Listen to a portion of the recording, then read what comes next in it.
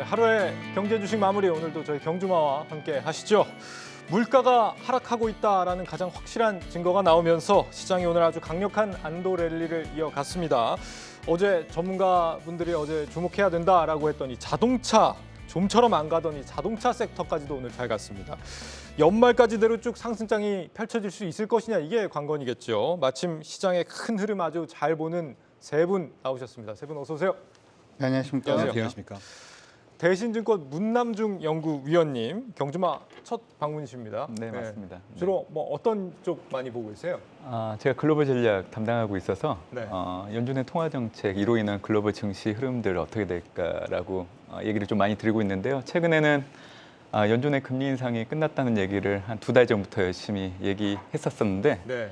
사실 시장이 잘 알아주지 못하더라고요. 근데 네. 11월 FOMC가 끝나고 나서 드디어 시장이 연준의 금리 인상 사이클이 끝났다고 인식을 하는 것 같아서 앞으로 연말까지 좀 좋은 흐름들이 이어지지 않을까 내심 기대하고 있습니다. 예. 제가 이 방송 전에 잠깐 얘기를 나눠봤는데 뷰가 아주 다른 뷰를 갖고 계세요. 오늘 저는 상당히 기대가 되고요. 예. 바로 한번 들어가 보겠습니다. 일단 오늘 장 할 말이 정말 많습니다. 외국인과 기관들이 물밀듯이 밀려왔습니다. 오늘. 사실은 이제 우리 수급을 보면 외국인이 많이 샀다라고 그냥 생각을 하는 건 좀 아니지 않나 이렇게 생각이 듭니다. 왜냐하면 우리가 외국인도 종류가 굉장히 많잖아요. 미국계 자금이라든지 유럽계 자금 뭐 이런 식으로 좀 구분할 수가 있는데 실질적으로 외국인들 중에서 우리 시장에서 가장 많은 비중을 갖고 있었던 미국의 경우에는 사실 우리 시장은 그렇게 많이 팔지는 않았습니다.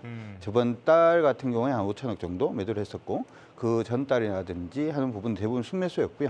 영국계 자금이 계속해서 좀 많이 파는 그런 모습이 일단 보였는데 네. 오늘 부분에서는 이제 그런 자금들의 회기 자체가 일단 보였다 이렇게 생각을 하고 있고요. 개인적으로는 금리 인상이 멈췄다라고 하는 부분보다는 미중 부분에 대한 정상회담에 대한 기대감 이 부분 때문에 지금 우리 시장 쪽으로 들어오는 게 아닌가 이렇게 생각을 하고 있고요. 아시다시피 중국이 미중 정상회담이 좀 좋아져서 중국이 좀 풀어진다라고 하더라도 자금이 중국 쪽으로 들어가기는 좀 쉽지가 않죠. 왜냐하면 들어가면 나오기가 힘들기 때문에 따라서 환 자체가 가장 민감도를 많이 가지고 있는 우리 시장 쪽으로 그 기대감에 따른 자금 좀 유입되기 아닌가 이렇게 생각을 하고 있고 네. 이런 기대감은 제가 생각할 때는 좀 상당 기간 조금 이어질 가능성이 있지 않을까 이렇게 생각을 하고 있습니다. 오늘 뭐 개인들 무려 1조 8천억 원 순매도를 했더라고요. 오늘 시장 어떻게 보셨어요? 네, 그래서 현물 시장도 많이 보지만 지속적으로 이제 네. 선물 시장, 파생 쪽 많이 보게 되는데요. 계속 걸리는 부분이 있었습니다. 지난 만기일 때부터 거의 3만 계약, 4만 계약에서 누적 선물 순매도를 때리면서 시장을 눌러왔는데 아직도 갈 길은 좀 멉니다. 그럼에도 불구하고 오늘 지금 끝날 때 보니까 5천 계약 정도 판매수를 했던 것 같은데 제가 보기에는 한 이 상태로 한 1만 계약 이상만 정도 순매수로 기존의 매도분을 좀 풀어준다면 저는 현물도 오히려 더 숨통이 트이면서 수급 쪽에 호재가 좀 나올 수 있지 않을까 이렇게 바라보고 있고요. 네. 또 하나가 늘 말씀드리던 레드라인, 미 10년물 국채금리 4.5, 달러 인덱스 105, 다 깨고 지금 달러 인덱스는 한 103대까지 내려오는 것 같아요. 하고 예. 국채금리도 4.4까지 내려오면서 오랜만에 이제 하루 우리가 즐겼었는데 앞으로 레드라인의 특징은 뭡니까? 다시는 가지 말아야 되겠죠. 예, 국채금리라든가 달러 인덱스, 달러 약세입니다. 흐름들 이어질 것이라고 저는 보고 있고 뭐 우리 문 의원님도 아까 말씀하셨지만 저도 경주마 때 계속해서 네. 금리 인상은 이제 못할 것이다라는 쪽이었었고 이번에 다시 한번 연준이 이제는 금리 인상은 힘들겠다라는 것을 한번 확인을 하지 않았나. 오늘의 기관의 상당한 순매수 역시도 기관도 이제는 어느 정도 추가 긴축이 거의 끝났음을 좀 직감하는 네. 그런 매수세가 들어온 것이 아닌가 이렇게 보고 있습니다. 예. 어느덧 돌아보니 코스피가 2,500선 가까워졌더라고요. 오늘 시장 어떻게 보셨습니까, 문 의원님? 미국 증시의 훈풍이 이제 국내 증시에 좀 영향을 준 것 같고요. 네. 앞으로 이제 강건은 이 연속성을 계속 가지고 가는지 여부가 될 걸로 좀 보고 있는데 그런 부분들이 앞으로 좀 시장에서 개인 투자자분들이 어떻게 받아들일지에 대해서 좀 고민이 있습니다. 네. 사실 좀 좋아질 거라고 얘기를 해드려야 되는데 제가 반대로 좀 얘기를 드리려고 하는데요. 결국 시장에서는 지금 이제 미국 연준이 내년도 금리 인하는 당연히 기정사실을 하고 금리 인하 시점이 좀 앞당겨질 수 있다는 기대가 들어오기 때문에 이 센티멘탈이 많이 급격하게 좋아진 게 가장 큰 영향을 준 것 같아요. 결국 이게 미국에는 영향을 줄 수 있는데 앞으로 한국 같은 경우에는 사실 우리나라의 펀더멘탈 수출 증가율이나 그리고 앞으로 이분이 연속성을 갖고 좋아지는지 여부 그런 부분들을 놓고 본다고 하면 일단 좀 디커플링을 염두에 두고 좀 시장 흐름을 보수적으로 좀 봐야 되는 부분들이 있지 않나라고 저는 생각을 해보고 있습니다. 네. 네. 지금 미국의 CPI가요. 예상보다 더 많이 떨어졌고요. 미국채 10년물 금리 보면은 하루 만에 19bp 확 떨어졌습니다. 이 좋은 분위기가 연말까지 계속 갈 수 있겠느냐? 여기에 대한 의견들을 좀 여쭙고 싶은데. 사실 저는 걱정을 좀 했었어요. 이번에는 시장이 어느 쪽에 좀 무게감을 둘지에 대해서. 그런데 근원 소비자 물가 결과보다는 헤드라인 소비자 물가 결과를 더 주목을 했기 때문에 이제는 좀 시장이 악재보다는 호재에 더 민감하게 좀 바뀌고 있구나라는 생각을 좀 해봤습니다. 사실 올해 상반기 때 물가가 떨어지는 걸 놓고 좀 염두에 뒀던 부분들이 주거비가 생각보다 떨어지지 않을 걸 염두에 두고 물가가 좀 올라갈 수 있는 거 아니냐라는 우려 섞인 목소리가 올해 상반기에 상당히 많았었는데요. 사실 주거비를 중심으로 서비스 가격은 오름폭을 줄여나가고 있습니다. 사실 시효 소비자 물가 내 항목들을 놓고 본다고 하면 네. 주거비가 사실 오르긴 했었어요. 근데 그 올라가는 폭이 전월과 비교를 해보면 절반 정도로 줄여서 올라가는 흐름이었기 때문에 아무래도 이 대목을 보고 시장은 앞으로 좀 연준이 금리 인하를 할 수 있는 명분이 좀 되지 않았나 이제 이렇게 해석을 했기 때문에 그래서 저는 물가는 앞으로 계속 떨어질 겁니다. 결국 그 얘기는 이 주식시장이 올라갈 수 있다라고 얘기를 드리는 거고 이런 조합이라고 하면 달러도 이제는 앞으로 약세 압력이 좀 커질 여지가 있기 때문에 그래서 연말까지는 미국 주도의 훈풍들이 글로벌 증시에는 좀 긍정적인 영향을 줄 수 있다라고 생각하고 있습니다. 네, 긍정적일 것이라는 전망을 주셨어요. 평론가님도 같은 생각이세요? 네, 뭐 저도 계속해서 이제 달러는 쉽게 다시 강세로 바뀌기가 힘들 것이다라는 쪽에 네. 얘기를 계속하고 있고요.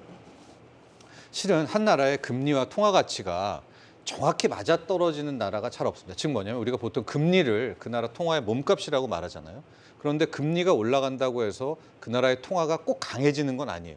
뭐 가령 우리나라의 IMF 때 당시 뭐 시중금리 뭐 적금 25%여도 원화는 초약세였잖아요. 근데 그 두 개가 딱 맞는 나라가 미국입니다. 미국 같은 경우에는 10년물 금리의 방향성과 달러라는 통화 가치의 방향성이 거의 맞아떨어지고 있거든요. 그래서 지속적으로 제가 말씀드리는 것은 저는 연준이 추가적인 긴축을 못한다라는 것을 어느 정도 시장이 이제 확신하게 되면 저는 10년물 금리는 통화 정책의 방향성으로도 꺾이고요.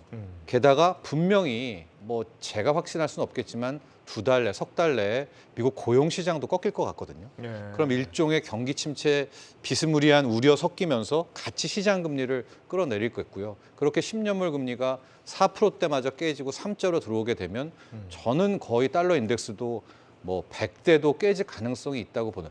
그 시세 때가 저는 그 기간이 시세를 먹을 수 있는 개인들이 좀 가장 편한 구간이라고 보고 있고 그래서 이제 2830이라는 지수도 계속 말씀드렸기 때문에 저도 그동안에 많이 힘들었고 또 느닷없는 국채금리 10년물에 5%대 트라이 하면서 뭐 같이 여러분과 뭐 하소연도 했었고 또 빌 에크맨 욕도 하고 뭐 그랬었지만 이제 좀 다시 궤도 안으로 좀 들어왔다라는 것이고요. 계속해서 추적해 나가겠습니다. 네. 이 국채 금리가 미국 장에 영향을 주는 게 아니라 우리 장에 영향을 이렇게 달러 약세로 오니까. 네, 참 그런 것 같습니다. 어떤 생각이십니까? 연말까지 산타 랠리가 오는 겁니까? 저는 가능성은 있다 이렇게 일단 생각을 하고 있고요. 네. 근데 저는 사실 이제 금리에 대해서 시장이 그만큼 많이 쳐다보고 있나 이런 생각도 사실 조금 들어요. 네. 자, 오늘은 얘기하기가 굉장히 조심스러운데 왜 그렇게 말씀을 드리냐면 오늘 우리 시장에서 강세를 보였던 종목군들이라든지 미국 안에서의 강세 보이는 이제 반도체 관련된 종목도 사실 어떻게 보면 이번에 이제 미중 정상회담에서 이제 무기 체계에 있어서 AI 관리하는 부분에 대해서는 뭐 통과를 시켰다. 뭐 네. 서로 이제 협상을 할 거다 이렇게 얘기가 나왔는데 미국이 이제 중국에 대해서 항상 얘기를 했던 부분이 AI를 군사적으로 사용할 수 있고 미국의 안보에 위협이 될 수가 있다라는 부분 때문에 AI 수출 부분을 AI 반도체 칩 수출을 계속해서 금지해 오던 그런 모습이 일단 있었죠. 근데 최근 들어 가지고는 이제 이러한 부분을 군사적으로 사용하지 않겠다라고 하는 얘기 자체는 어떻게 보면 AI가 중국 쪽으로 뭔가의 숨통을 좀 틔어질 가능성이 있지 않을까라는 기대감도 사실 좀 있는 것 같습니다. 그래서 어떻게 보면 엔비디아의 주가 자체도 이전에 저가형 그 AI 칩까지도 이제 중국 쪽으로 수출 못한다라고 얘기했을 때 급하게 이제 하락을 했었고 이번 정상회담 근처로 오면서 이제 주가 같이 좀 급등을 해주는 그런 모습이 일단 보이고 있기 때문에 제가 생각을 할 때는 지금 오르고 있는 대부분의 종목군들이 기본적으로는 미중 정상회담에 조금 더 기대감을 가지고 있는 게 아닌가 이렇게 생각이 들어서 판 자체는 미국 금리가 깔아지고 종목들 섹터는 일단은 미중에서 찾아보신 게 어떨까 싶습니다. 미중에서요. 네. 우리 박혜련님 반등장에서는 버리는 게 아니지 이렇게 말씀하시는데 예. 오늘 안 버리고 그냥 잘 버텨야 됐던 장인 거죠? 예, 일단 제가 좀 쉬운 거 하나 말씀해 드리면 네. 종목들이 오르기 시작하면 그냥 간단한 원칙을 하나 가져가시면 돼요. 오늘 종가가 천일 저가 안 깨면 그냥 안 팔면 돼요. 그러니까 대부분의 시장이 이제 시장이 기술적 반등을 시작을 해서 거기 안에서 조금이라도 수혜를 보는 종목은 당연히 전일 저가를 깨지는 않겠죠. 네. 그렇기 때문에 기술적 반등을 다 먹을 수 있는 한 파동 정도는 여러분들이 가져갈 수 있는 부분을 할 수가 있기 때문에 반등 시에 안 버리는 거 당연하고요. 하나 더 말씀을 해드리면 오늘 종가가 내가 가지고 있는 종목이 오늘 종가가 전일 저가를 깨지 않으면 일단 홀딩한다. 아무따 홀딩입니다. 아무것도 묻지도 말고 따지도 말고 일단 홀딩. 예. 네, 알겠습니다. 오늘 그래서 뭐가 제일 잘 갔느냐 하고 보면은 그간 좀 부진했던 쪽 종목들이 많이 간 것 같습니다. 2차 전지, 풍력, 태양광, 네이버 카카오, 그리고 아직 매출이 잘 나오지도 않고 있는 뭐 로봇, HBM 소부장 이쪽도 갔는데 성장주들이 이제 좀 고개를 들었다 이렇게 봐야 될까요? 일단 아까 말씀을 해드린 대로 AI가 되기 시작하면은 이제 엔비디아가 이제 주가가 올랐을 거고 엔비디아가 오르면 당연히 뒷단에 붙어 있는 TSMC가 일단 오르기 시작을 할 거고 네. TSMC의 주가가 괜찮으면 그 뒷단에 같이 붙어 있는 SK 하이닉스라든지 한미반도체, 이노테크닉스 같은 종목군들이 오를 수밖에 없겠죠. 그래서 오늘은 어떻게 보면 이 AI 관련된 종목군들이 일단 오르기 시작했다. 이렇게도 봐줄 수가 있을 것 같고요. 미국 시장이 얼마 전에 AI 관련해서 마이크로소프트가 52주 신고가를 쳤죠. 네. 예, 이 부분 자체는 챗GPT 예전 우리 그 유명한 그 회사에서 일단은 뭐 앞으로 이제 방향성 자체에 대해서 설명을 하고 난 다음에 마이크로소프트가 52주 신고가를 친 거기 때문에 일단 AI 관련된 종목군들은 여기에서 일단 수혜를 본다 이렇게도 봐줄 수가 있을 것 같고요. 한 가지 좀 특이점을 본다면 제가 아까 자꾸 미중 부분에 대해서 초점을 맞추어서 우리가 생각을 본다면 메타 같은 경우에는 사실 페이스북 있지 않습니까? 네. 중국에서 퇴출당했잖아요. 근데 최근 들어서 메타의 퀘스트 여기 이제 텐센트하고 같이 연결해서 중국에 재진출한다 이렇게 얘기가 나오고 있습니다. VR 글래스가. 예, 그래서 VR 글래스가 아니라 그 퀘스트 3는 못 들어가겠지만 퀘스트 2 정도는 네. 텐센트하고 같이 해서 중국 쪽에 이제 진출을 할 걸로 그렇게 보고 있는데 여러분들 주가 흐름을 보면은 메타가 페이스북이면은 강공가 뭐 이러면서 좀 애매한데 50일 신고가 지금 치고 있거든요. 네. 이런 부분으로 일단 보더라도 시장 안에서 반도체, 뭐 AI 뭐 이런 식으로 하지 마시고 지금 미중 부분에서 연결고리가 지금 만들어지고 있는 섹터들 쪽으로 먼저 가고 있다 이렇게 생각하시면 좋을 것 같고 한 가지 더 특징적으로 볼 수 있는 부분이 2차 전지가 테슬라는 굉장히 강세였는데도 불구하고 오늘 2차 전지는 오르다가 힘이 좀 많이 빠지는 그런 네, 모습이 일단 비중이 좀 있잖아요. 딸리더라고요. 그런 부분을 일단 보더라도 일단은 지금 부분에서는 AI, 반도체라든지 아니면 조금 더 쳐준다면 로봇이라든지 하는 부분으로 여러분들이 먼저 좀 초점을 맞춰서 가시는 것도 좋을 것 같고요. 생뚱맞게 오늘 좀 밑에서 올라오고 있는 종목들 중에는 네. 하나투어 같은 종목군들도 최근 저점에서 많이 좀 올라오고 있는 이런 모습들도 일단 보이고는 있고요. 네. 그러니까 시장에서 일반적으로 생각 안 했던 종목군들이 지금 올라오고 있는 모습이 나타나고 있어요. 그렇기 때문에 기존의 2차 전지 반도체만 보지 마시고 다른 섹터들도 좀 저평을 넓혀 가시면 좋을 것 같고 도대체 이걸 어디서 넓히느냐 궁금하신 분들은 네. 유튜브에 강준혁 검색하시면 제가 올려놨으니까 오늘도 빠짐없이 예, 유튜브 얘기하시죠. 들어오셔가지고 한번 체크해 보시면 좋을 알겠습니다. 것 같습니다. 빠르게 넘어가고요. 네. 자, 그렇게 빠졌던 풍력주들, 네. 뭐 친환경 이쪽들, 뭐 태양광 이런 것도 올라가는 거 보면은 약간 뭐 물가, 금리 이런 거랑도 좀 연결이 있어 보이기도 하는데 네, 어떻게 보세요? 큰 틀에서 보면 역시 뭐 신재생 에너지 같은 경우에 여러 가지 요인들을 많이 반영하고 있고요. 네. 저도 이렇게 추적을 해본 결과 달러도 굉장히 많이 반영을 했던 것 같아요. 과거에 이제 매치를 같이 돌려보면 달러 네. 강세 국면에서는 오히려 신재생 에너지들이 힘을 발휘하지 못하다가 달러 약세 때는 좀 돌아서는 게 있고 최근에 가장 유효한 관계는 트럼프 기사 많이 나올 때 무조건 신재생 빠집니다. 트럼프가 뭐 득세한다 뭐 이렇게 될 때는 굉장히 약세를 보였는데 예. 그런 좀 인문학적 관점에서 보면 어떤 뉴스가 있었나 봤더니 미중 정상회담 위해서 이제 왕이 외교부장이 먼저 날아갔잖아요. 예. 그래서 이런저런 합의 본 부분들이 있는데 기후 협약 관련해서는 둘이 거의 딱 그 합의 맞았더라고요. 특히 중국 같은 경우에는 웬만하면은 뭐 탄소 에너지 감축에는 끼는 나라가 아니거든요. 근데 이번에는 굉장히 적극적으로 미국에 맞장구를 쳐줬다라는 점들 이런 것이 의외로 신재생 에너지들이 오늘 좀 반등하는 데 하나의 역할을 하지 않았나라고 하나 이벤트성으로 바라본다면요. 네, 이렇게 네. 보고 있습니다. 네. 두 분 다 미중 정상회담 이슈하고 좀 맞물려서 상승하는 거다 이런 말씀을 주시는 것 같은데 어떻게 보십니까? 사실 미국 쪽도 지금 뭐 성장주, 기술주들 많이 상승을 했지 않습니까? 지금 시점에서 미중 정상회담 이슈와 맞물려 있다고 보시는 건지. 네, 저도 10월 소비자 물가가 큰 선물 보따리를 줬기 때문에 이제 남아 있는 거는 이제 G2 정상회담 결과물이 이번에는 빅딜을 성사할 가능성이 상당히 높다고 생각을 해요. 네. 사실 그동안은 양국 간의 관계가 불협화음을 좀 보인 부분들은 분명히 있었지만 네. 지금 바이든 대통령과 시진핑 주석 같은 경우에는 서로 간의 합의를 좀 봐야 되는 상황에 처해 있기 때문에 이제는 좀 가까워져야 되는 상황에 네. 놓여 있다고 보시면 됩니다. 바이든 대통령은 이제 내년 대선을 앞두고 사실 중국 리스크를 완화시켜야 되는 부분들이 있어요. 예를 들자면 중국이 대만을 군사적인 도발을 일으킨다고 하면 거기에 따른 전적인 책임을 또 미국이 져야 되기 때문에 이런 리스크를 좀 완화하고 싶은 생각들이 있는 거고요. 그리고 올해 이제 미국의 고위 관계자들이 중국을 많이 오고 가고 했던 이유는 중국의 미국채 매도를 중단하기 위해서 했던 상황이었는데 그걸 들어주지 않았죠. 근데 이번에는 아마 들어줄 겁니다. 왜냐하면 시진핑 주석 입장에서는 올해 리오프닝을 했음에도 불구하고 중국의 경제 지표가 좋게 나오고 있지 않은 상황이기 때문에 네. 결국 대내적인 소비를 통해서 자체적인 성장을 하려고 생각을 했었는데 이게 먹히지 않으니까 결국에는 미국과 유럽 등 같은 서방국들의 이 도움이 절실하다는 걸 지금 느끼고 있거든요. 그렇기 때문에 양국 지도자들 간에 타협을 봐야 되는 그런 명분들이 지금 현재 맞물리고 있는 상황이기 때문에 이번 G2 정상회담이 끝난다고 하면 한 차례 더 미국도 그렇고 국내 증시도 그렇고 지금보다 주가가 더 올라가는 하나의 기폭제가 되지 않을까 저는 생각을 해보고 있습니다. 뭔가 이번 정상회담 때 큰 게 뭔가 나올 거라고 보시는 거예요? 그렇죠. 지금 말씀드렸던 내용들 중에 아마 금융시장에서 가장 한화할 거는 중국이 미국채 매도를 중단하게 된다고 하면 미국채 10년물 금리가 지금보다 떨어지는 속도가 더 가팔라지겠죠. 그래서 저는 최근에 이제 미국채 10년물 금리가 연말까지 4.2 아래로 내려갈 수 있다는 얘기를 드리고 있는데 네. 잘 믿지 않으세요. 왜냐하면 이제 그동안 미국채 10년물 금리가 얼마 전까지 계속 안 내려가니까. 99 정도까지 올라갔다가 내려가는 그 속도가 그렇게 크지 않았기 때문에 하지만 지난주부터 이제 미국채 발행 물량들이 줄어들고 있는 상황에서 중국이 미국채 매도를 중단한다는 것까지 받아들인다고 하면 아마 시장이 예상했던 것보다 미국채 10년물 금리가 떨어지는 속도가 빠르기 때문에 저는 S&P 500 지수가 올해 연말까지 4,600 오버슈팅이 나타나면 4,700까지 충분히 올라갈 수 있다고 얘기해드리는데 네. 그게 도달하는 시점이 좀 빨라질 수 있다라고 봐요. 물론 이제 국내 증시 역시 제가 보기에는 저는 이제 상단을 2,600 정도로 보고 있거든요. 예. 그래서 2,600 정도까지는 좀 올라가는데 도움이 되지 않을까라고 생각을 하고 있습니다.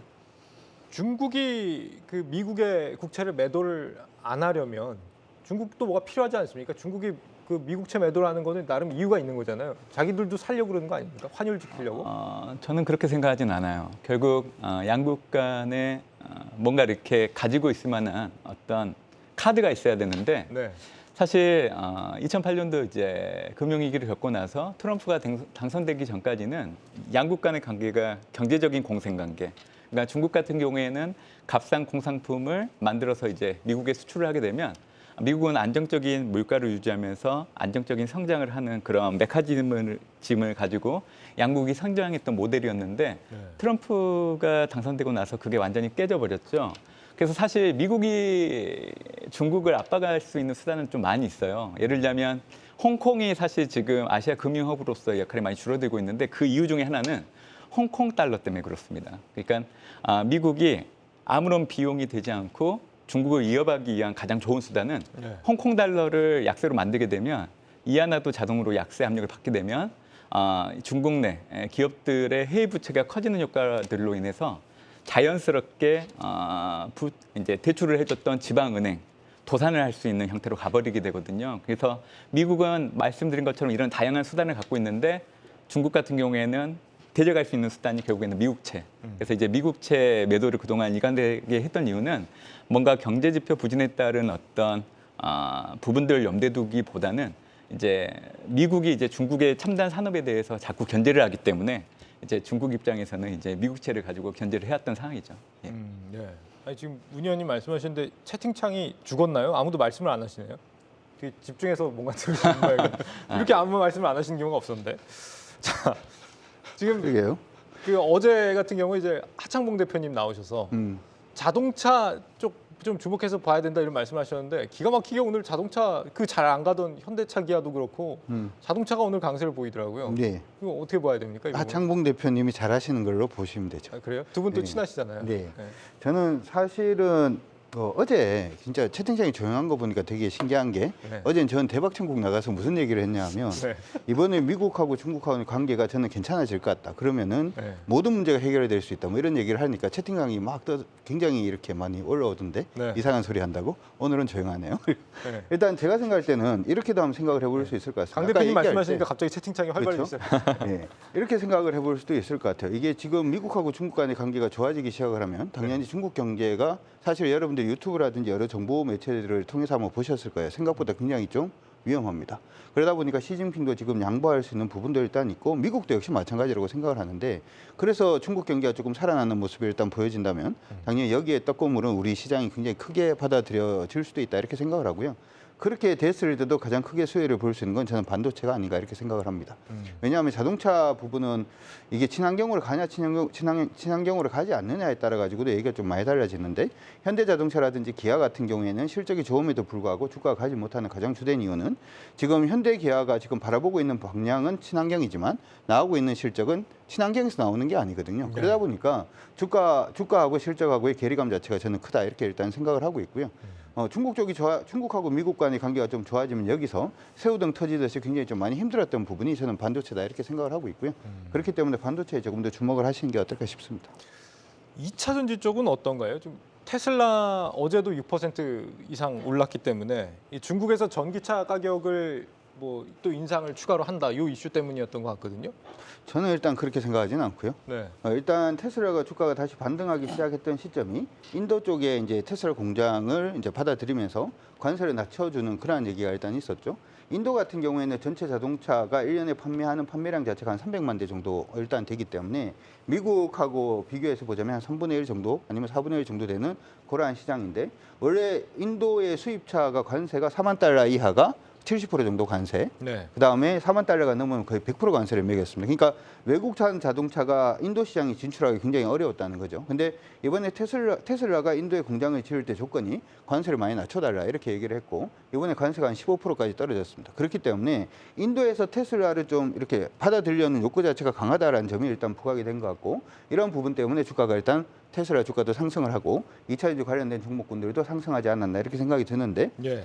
인도 같은 경우에는 아까 얘기할 때 자동차 시장도 작습니다만은 기본적으로 1인당 GDP가 우리나라 돈으로 한 300만 원 정도밖에 되지 않습니다. 테슬라 저가형 자동차가 들어갔다라고 하더라도 거의 3천만 원대 정도 일단 자동차가 들어가게 될 건데 그럼 그 시장에서 얼만큼 팔 수 있을까를 생각을 해봤을 때 제가 생각할 때 물음표를 던질 수밖에 없고요. 그런 의미로 일단 생각을 해본다면 일단은 테슬라의 주가 흐름 자체도 좀 이렇게 단기적으로 좀 봐야 되지 않나 이렇게 생각이 들고요. 아까 말씀하셨다시피 중국에서 자동차 가격 인상했던 부분이 효과가 있는 것 같다 이렇게 말씀하셨는데 자동차 가격을 인상을 해서 테슬라가 실적이 좋아진다면 얘기가 조금 달라집니다만은 저번 같은 경우에도 자동차 가격 인상하고 난 다음에도 테슬라의 실적은 좀 줄어드는 그런 모습을 일단 보였기 때문에 인도량이 네. 지금 원래 대비해서 한 30% 정도 전년 대비해서 지금 줄어 있는 걸로 그렇게 보이기 때문에 제가 생각할 때는 이번에 2차 전지는 반등 시에 일단은 가지고 계신 분들은 나오는 쪽으로 한번 생각을 해보시는 게 좋을 것 같습니다. 지금 소액주주분들이 카카오를 그동안에 굉장히 많이 파셨다더라고요. 네. 그래가지고 카카오 소액주주가 193만 명 정도 되는데 삼성전자도 이제 15만 명 정도 줄어가지고 566만 명 들고 계시다. 그 사이에 이제 포스코홀딩스가 76만 명으로 늘어나고 에코프로 그룹이 또 88만 명. 2차 전지가 약간 좀 이제 국민주가 점점 되어가고 있는 그런 느낌인 것 같거든요. 근데 문 의원님 아까 제가 방송 전에 잠깐 말씀을 나눴을 때는 반도체 뭐 2차 전지 가릴 것 없이 국내 산업 경쟁력에 대해서는 좀 비관적으로 보시는 것 같아가지고 2차 전지 지금 강세에 대해서 많은 투자자분들이 기대는 하고 계시거든요. 말을 잘해야 될 것 같은데요. 잘하셔야 말 잘 됩니다. 못하면 문매를 받을 것 같긴 하는데 뭐 현재로서는 이제 워낙 가격 메리트가 있는 구간에 있기 때문에 모멘텀이 있다고 하면 충분히 주가가 올라갈 수 있는 구간에 있는 것 같습니다. 근데 그 연속성이 중요할 거로 좀 보고 있는데요. 사실 어제 오늘장 흐름을 놓고 본다고 하면 전반적으로 10월 소비자 물가 결과 나오고 나서 이제 연준의 금리 인상 중단, 내년에 이제 금리 인하가 시작될 수 있다는 그 기대감이 들어오면서 사실 관련된 성장 기업들의 주가가 올라가고 있는 상황이거든요. 네. 그래서 이게 단발적인 영향을 줄 수 있는 요인 정도로 해석을 하고 있고요. 저는 사실 이제 국내 증시 흐름을 놓고 봤을 때 좀 가장 관건으로 보고 있는 거는 수출 증가율입니다. 왜냐하면 이 수출 증가율이 국내 전체 지수 또는 뭐 반도체 기업들의 주가를 좀 결정짓는 요인이라고 생각을 하고 있는데 사실 10월 수출 증가율을 보면 전년 동월 대비 5.1% 나오면서 13개월 만에 플러스로 전환된 부분들은 표면적으로 되게 좋아 보이는 것 같아요. 다만 지역별 그리고 품목별 수출 증가율을 놓고 본다고 하면 각각 17개월, 15개월 연속 사실 감소 흐름이 계속 이어지고 있거든요. 네. 그렇기 때문에 저는 정부 입장에서는 이제 국민들에게 좀 안도를 줘야 되는 당연한 책임을 갖고 있기 때문에 우리나라 수출이 좋아지고 있다고 얘기는 하고 있는데 사실 이제 이 연속성이라는 부분이 중요할 것 같아요. 그래서 앞으로 발표되는 11월 수출 증가율 역시 2개월 연속 플러스 흐름을 보인다고 하면 그때는 이제 국내 경제, 국내 증시도 좀 안정을 되찾는 데 영향을 줄 수 있다고 생각을 하고 있는데 아직은 그거를 이제 예단하기는 어렵다는 거죠. 그래서 저는 앞으로도 이제 투자자분들이 좀 수출 증가율이 연속성을 갖고 개선되는지 여부를 가지고 좀 투자를 하시면 좋겠다 생각을 해요. 그래서 저는 연말까지 국내 증시 흐름을 사실 하단은 2,400 그리고 상단은 2,600 이런 박스권으로 그려놓고 2,400에서는 매수, 2,600에서는 매도 이거를 좀 얘기 드리고 있거든요. 근데 이제 미국 같은 경우에는 연말까지 좀 우상향할 수 있는 흐름. 그래서 앞으로 미국과 국내 증시 흐름을 놓고 본다고 하면 좀 디커플링을 좀 염두에 둘 필요는 있다라고 생각을 하고 있고요.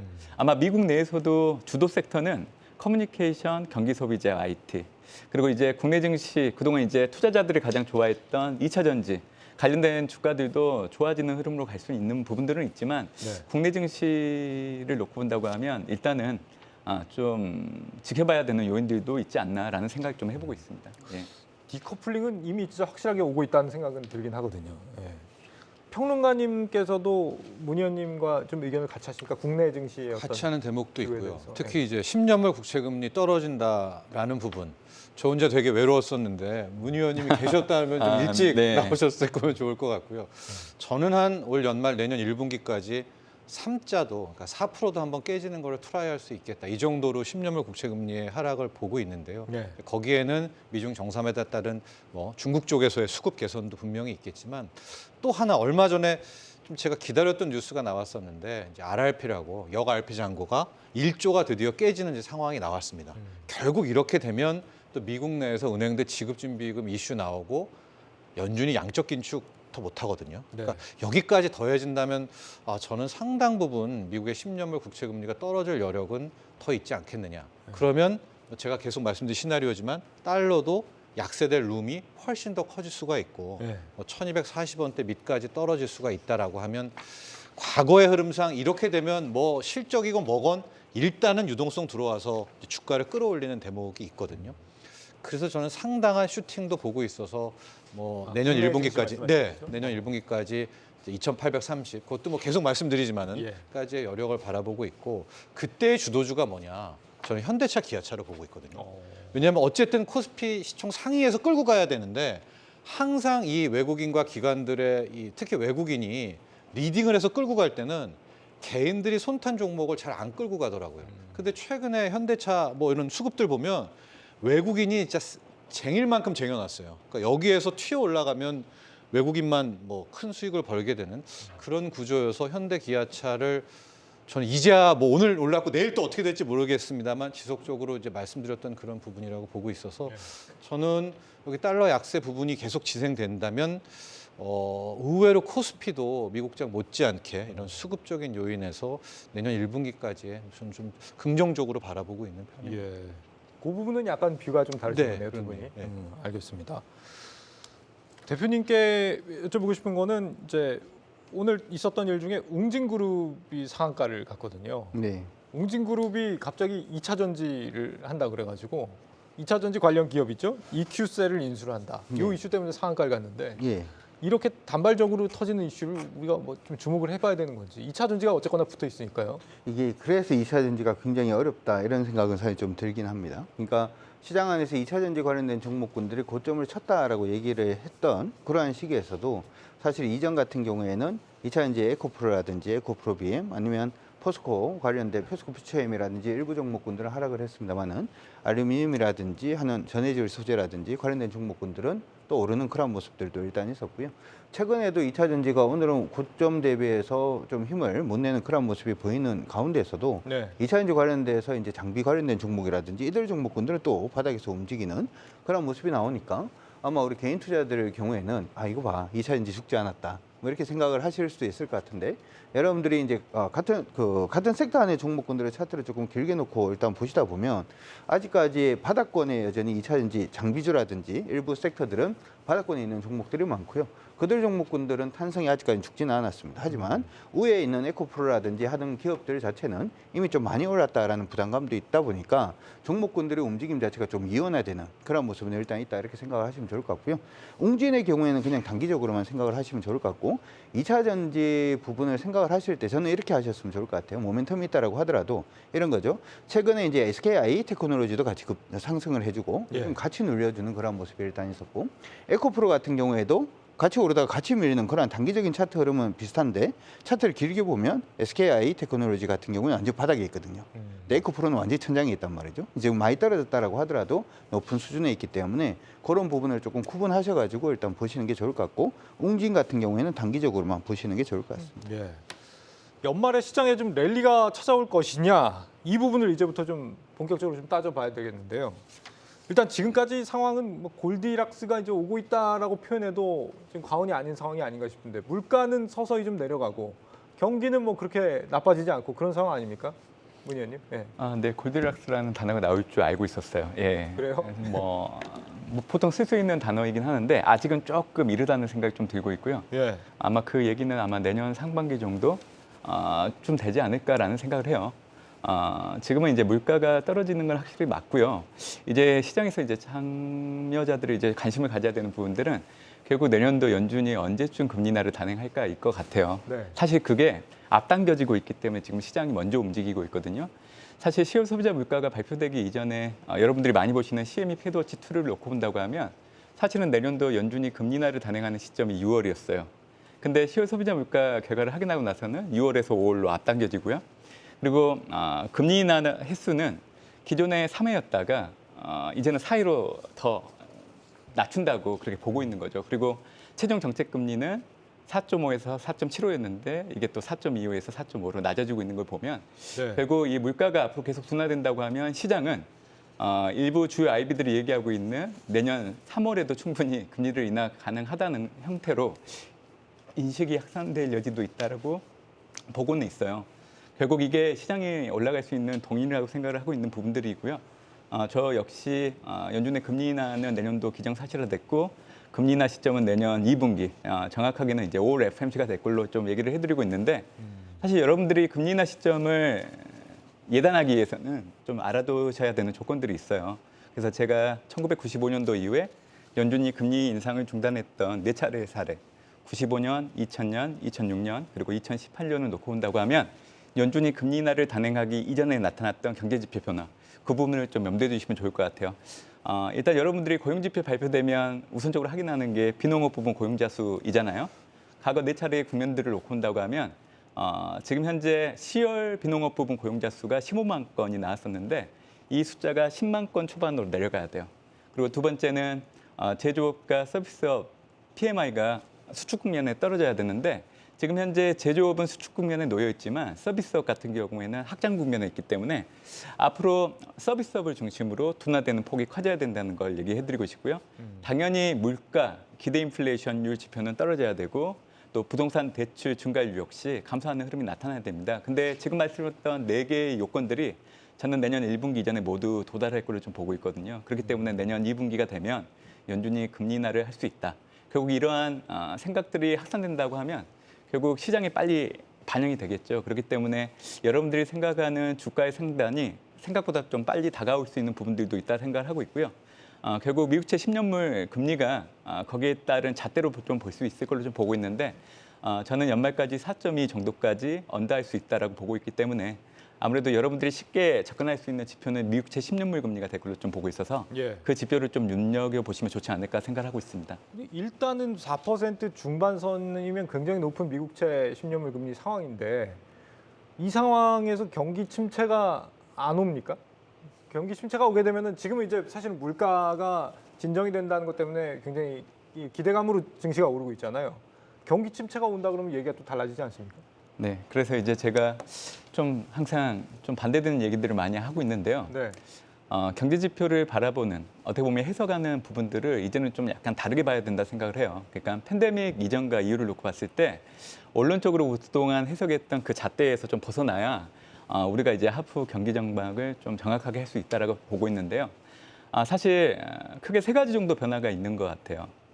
일단 미국 같은 경우에는요, 2008년도 금융위기 이후에 가계와 기업들이 가계는 모기지 금리가 될 거고요. 이제 기업들은 회사채를 발행할 때 금리가 될 걸로 보고 있는데 그때 당시 고정금리 대출 비중을 상당히 많이 높여놓은 상황이에요. 그러다 보니까 작년같이 연준이 단기간에 금리를 많이 올렸다고 하더라도 금리 민감도가 그렇게 높지가 않게 돼버렸던 상황입니다. 혹시라도 민감도가 들어온다고 하면 계속 딜레이되는 현상들. 그렇기 때문에 올해 같은 경우 미국의 경제 지표가 예상치보다 자꾸 나오는 그 요인들 중에 하나고요. 또 하나는 미국의 고용 시장을 놓고 봤을 때 과거에는 기업들이 일손이 부족하면 바로 채용을 할 수 있었던 상황이었어요. 그러니까 크게 문제가 안 됐던 상황이었지만 팬데믹 이후에는 일손 부족으로 어려움을 겪다 보니까 이제 기업들이 사람을 자르지 않습니다. 고용은 그대로 유지하면서 근무 시간을 단축하는 형태로 가게 되는 거죠. 여성층과 젊은 층 같은 경우에는 단축 근무를 선호하기 때문에 이 층들이 이제 노동시장으로 들어오기 때문에 그래서 지금 미국의 노동시장이 상당히 견조하게 움직이는 이유이기도 하고요. 또 하나는 팬데믹 때 위기를 탈피하기 위해서 정부가 많은 돈을 풀었었는데 그때 풀었던 돈의 속도보다 금리 인상 양적 긴축을 하면서 시중에 있었던 자금을 흡수하는 그 속도가 너무 미비하다는 겁니다. 그러니까 지금 미국은 시중 유동성이 상당히 높아요. 그러다 보니까 작년부터 자꾸 미국은 경기 침체에 들어간다. 이런 얘기들이 자꾸 나오고 있는데 이게 맞지 않고 있는 상황이죠. 그래서 지금 현재 미국은 경기 침체에 들어갈 여건이 되어 있지 않습니다. 보통 전미경제연구소가 미국의 경기 침체를 판별하게 되는데 보통 6개월에서 1년 뒤에 얘기를 하다 보니까 너무 늦어요. 그래서 결국 여러분들이 미국의 경기 침체를 판별할 때 명확하게 볼 수 있는 지표는 연은에서 이코노미스트로 활동했던 클라우디 쌈이라는 사람이 쌈의 법칙을 개발을 했습니다. 이 지표는 실업률의 3개월 평균치를 놓고 봤을 때 최근 1년 동안의 실업률의 저점과 비교를 해서 임계치 0.5를 상회하게 된다고 하면 미국이 경기 침체에 들어갔다고 그렇게 얘기를 하거든요.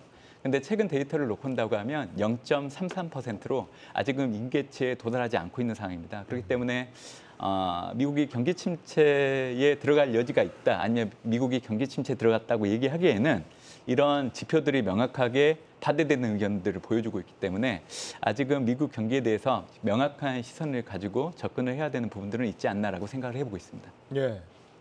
두 번째는 물가인데요. 지금 말씀하신 것처럼 그 세상 풀린 유동성이 워낙 많기 때문에 당장 경기 침체 같은 거는 우려를 안 해도 된다.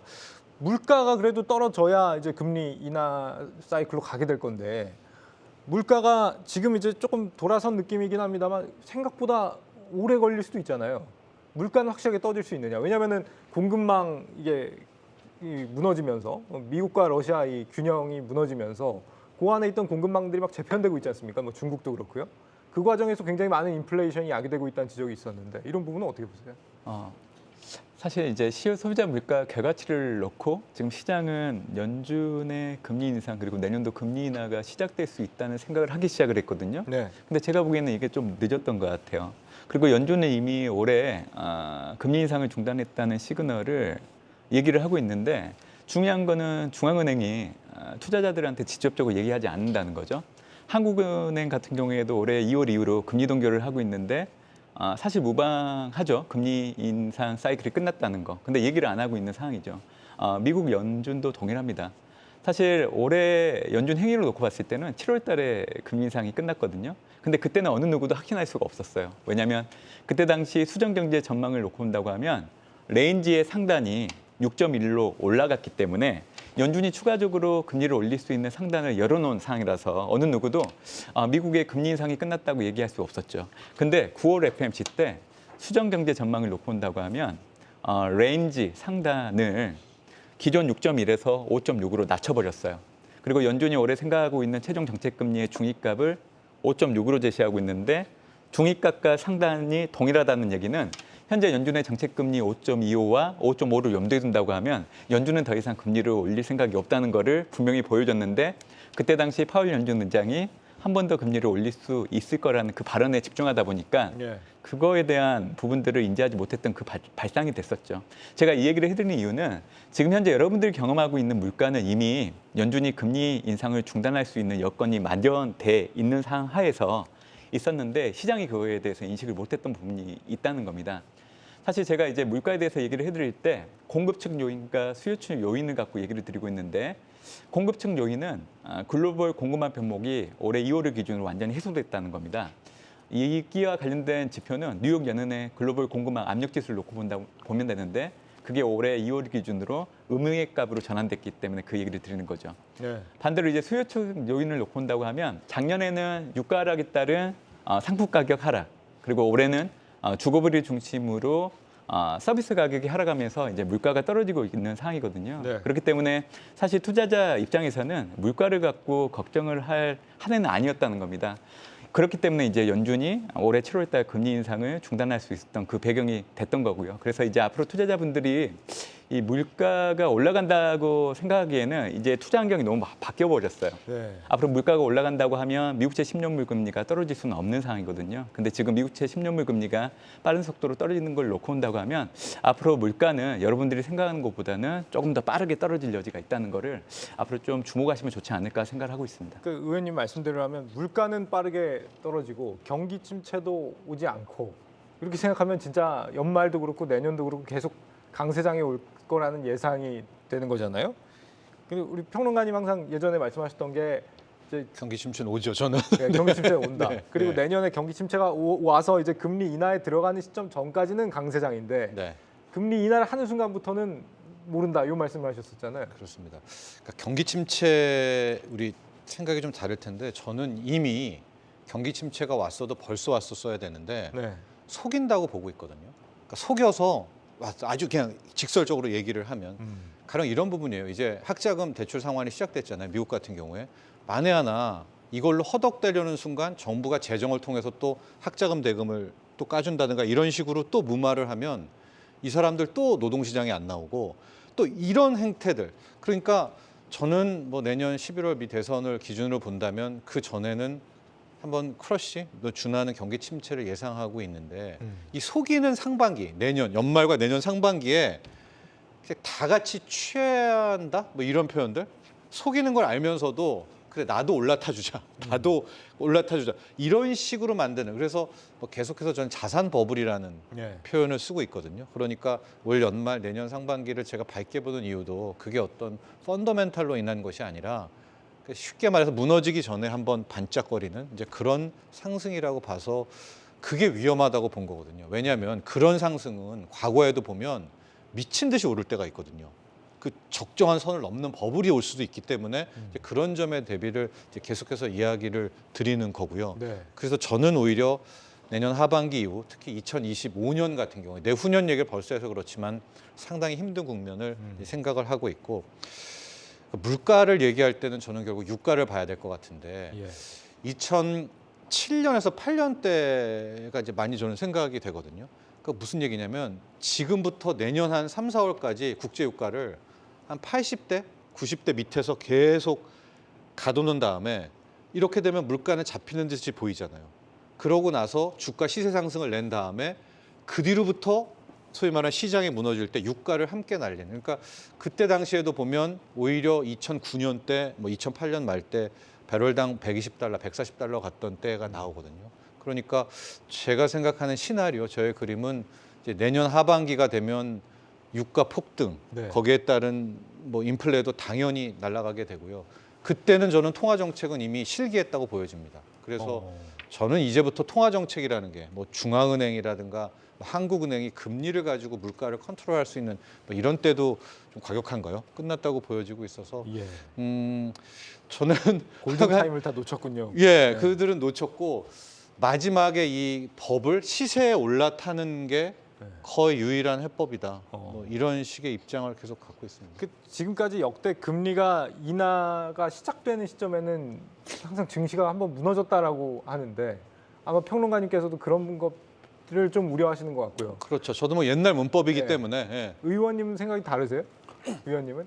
지금 말씀하시는 게 틀리진 않아요. 사실은 네. 과거에 연준이 금리 인하를 단행하게 되면 S&P 500 지수가 평균적으로 마이너스 27% 정도 하락을 했기 때문에 틀린 얘기는 아닙니다. 근데 팬데믹 이후에 현재 상황을 놓고 본다고 하면 많이 달라졌다는 거죠. 그때 당시 금리 인하를 했던 목적이 결국에는 앞으로 미국 경제가 안 좋아지기 때문에 선제적으로 금리 인하를 단행하는 거였기 때문에 주식시장은 안 좋은 흐름을 갔지만 네. 지금 같은 경우에는 사실 금리 인상을 통해서 물가를 잡고 있는 상황이기 때문에 이미 미국의 경기는 수축 국면에서 올해 이제 저점을 확인하고 완만하게 회복되고 있는 상황입니다. 그래서 이런 상황이라고 하면 아마 미국 경기 사이클은 내년 1분기 때 확장 국면으로 들어갈 여지가 상당히 높다라고 보고 있고 그리고 2분기 때 연준이 금리 인하를 단행하는 목적은 이번에는 좀 다를 거라고 생각을 합니다. 왜냐하면 이제 내년 미국 대선이 있기 때문에 만약에 미국 대선이 없다라고 하면 아마 금리 인하를 단행한다고 하더라도 네. 증시에는 호재로 작용할 여지는 없다라고 생각을 하고 있는데 결국 바이든 행정부가 재선을 하기 위해서는 미국 경제 성장률을 안정적으로 도모를 해야 되기 때문에 그래서 이제 금리 인하를 단행하려고 하는 거고요. 당연히 자산 효과를 위해서라면 이제 주가를 부양을 해야 되기 때문에 예. 그래서 저는 이런 명분들을 놓고 본다고 하면 이번에는 좀 다르게 증시가 올라가는데 영향을 미치는 효과로 이어지지 않을까 예. 저는 전망을 하고 있습니다. 네, 두 분이 의견이 다른데 어느 분이 맞을지는 제가 잘 모르겠지만 의원님 말씀대로 하면 지금 당장 미국장으로 뭔가 뛰어들어가야만 할 것 같은데 대표님 국장은 또 얘기가 다르지 않나요? 그래도 뭐 국장에 대한 믿음은 사실 그렇게 없거든요. 우리가 내년에 계속 랠리를 갈 거다. 국장에 대한 믿음보다는 종목은 일단 바뀔 가능성은 저는 있다 이렇게 생각은 일단 하고 있고요. 아까 얘기했던 삼성전자라든지 반도체 관련된 종목군들의 랠리 자체는 저는 충분히 나올 수 있다 이렇게 생각을 하고 있고 네. 이 부분은 아까 얘기를 했던 것처럼 중국 간의 관계가 풀어져도 우리는 일단 좋을 것 같고 풀어지지 않아도 우리는 좋을 것 같아요. 왜냐하면 풀어진다라고 하면은 당연히 뭐 디램 판매량 자체라든지 수급 자체가 지금보다 더 좋아질 거이기 때문에 그렇게 생각을 해볼 수가 있고 풀어지지 않는다라고 하면은 중국 쪽으로 들어가는 장비라든지 하는 부분은 계속 증가를 할 겁니다. 오늘 같은 경우에도 SNS텍이라든지 하는 종목군들의 움직임을 보면 중국 쪽의 모멘텀 때문에 일단은 오른다. 예전에 우리 일본에서 화이트리스트 제외 그거 얘기를 할 때 우리가 국산화하는 것처럼 네. 중국 같은 경우에도 계속해서 이렇게 미국에서 반도체 들어가는 부분을 제어를 한다면 그쪽도 당연히 반도체 국산화에 조금 더 열을 붙일 수가 있기 때문에 장비 가지고 올 수 있는 나라, 우리나라의 이제 반도체 관련 종목이 좋아질 수 있겠다 이렇게 생각을 하는 거고 요즘 움직임을 보여주고 있는 게 AI 관련된 종목군들이 좀 움직이고 있잖아요. 근데 사실 우리나라에서 AI 관련된 종목을 찾아보려면은 큰 종목들이 별로 없어요. 네. 시장을 이끌고 갈 만한 종목이 없는데 대표적인 종목을 우리가 하나 생각을 해보면 삼성 SDS는 충분히 가능하지 않을까 이렇게 생각이 들고요. 최근에 한 2개월 전인가요?